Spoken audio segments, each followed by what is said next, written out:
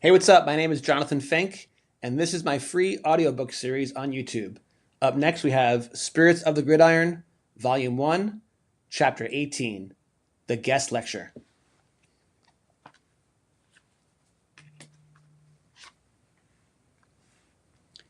It was a gray Wednesday in early October. Leaves had just begun to drift down across the Simpson College campus. Inside the Humanities Building, dozens of undergrads packed into Intro to Religion. Beck Jordan slouched beside Madison in the second row.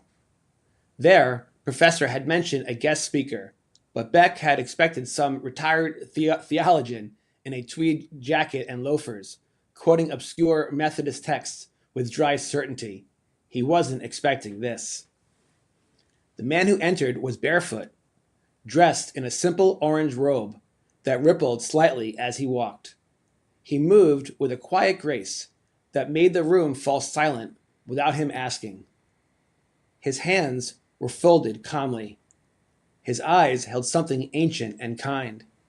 His presence was warm, like a campfire on a snowy morning. "Hello," he said, bowing gently. "My name is Vanu Tenson. I am a monk from the Buddhist temple here in Indianola.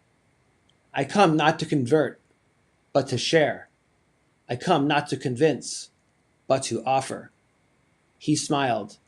The class, including Madison and Beck, sat up a little straighter.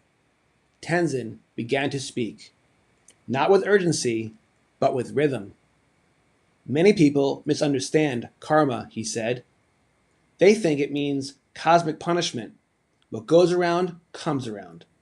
But karma is not revenge. It is not divine anger.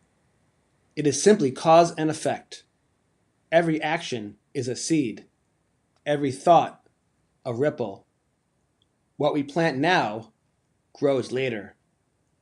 If you act from compassion, peace will bloom. If you act from fear or greed, suffering follows.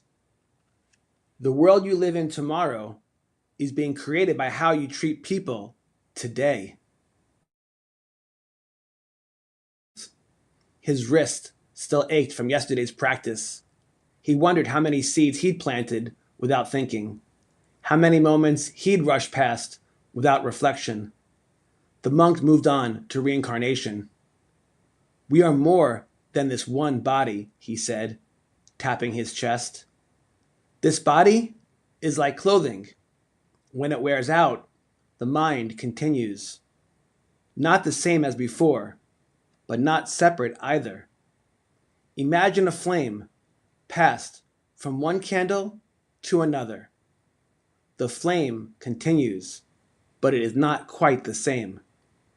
We carry these echoes of many lives, their lessons, their grief, their wisdom. This is not about climbing upward like a ladder, but growing inward like a tree." The class was completely still. Even the kid in the back, who always played on his phone, had gone quiet. Beck turned slightly. Madison's eyes were fixed on Tenzin. Her hands were folded in her lap, her posture relaxed. Like she wasn't just listening, she was absorbing. Tenzin paused, then spoke again. "Buddhism teaches the middle path," he said.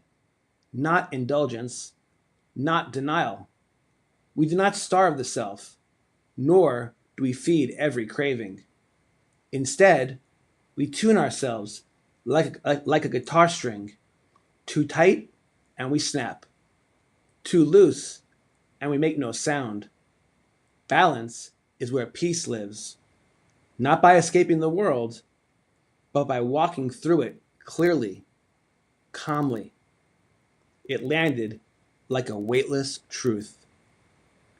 Beck had been swinging between extremes, going all in on everything, burning out, then starting again.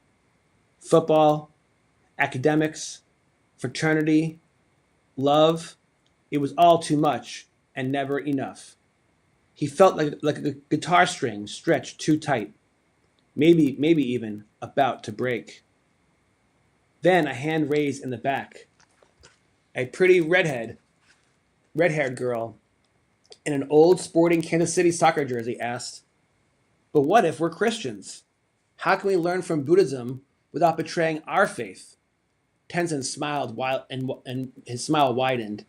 He looked peaceful, not because he had all the answers, but because he didn't need to. "This is a beautiful question," he said. "You do not have to leave Jesus to learn from others." Jesus spoke of compassion, mercy, forgiveness. These are not owned by any one tradition. The middle path is not a rejection of truth. It is a way to walk beside it, humbly, gently. If your heart belongs to Christ, let it. But ask, can your walk with Christ be deeper, gentler, more aware? You do not need to become Buddhist to become more spiritually awake. A silence followed, not awkward, but full of thought. Beck felt something shift inside him. He didn't need to run from football, or school, or fraternity. He didn't need to abandon his path. Maybe he just needed to walk it better, with more clarity, more balance, less fear. He wasn't chasing perfection. He was tuning a string. After class, as students filed out in a stunned quiet, Madison reached for his hand. "You okay?" she asked, her eyes soft.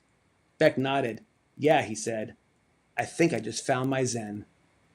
End of chapter 18. Up next, chapter 19, the hot air balloon. If you enjoyed this chapter, please smash the like button. If you really, really enjoyed this chapter, please subscribe. Thank you so much for joining me. I really appreciate each and every one of you. You guys take care. God bless.